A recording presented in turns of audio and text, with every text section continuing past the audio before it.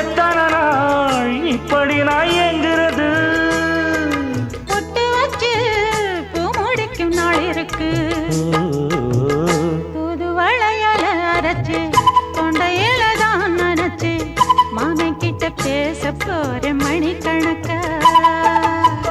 தூண்டாமணி விளக்கு தூண்டி விட்டு எரிய வச்சு ஓ முகத்தை பார்க்க போற நாள் கணக்கா.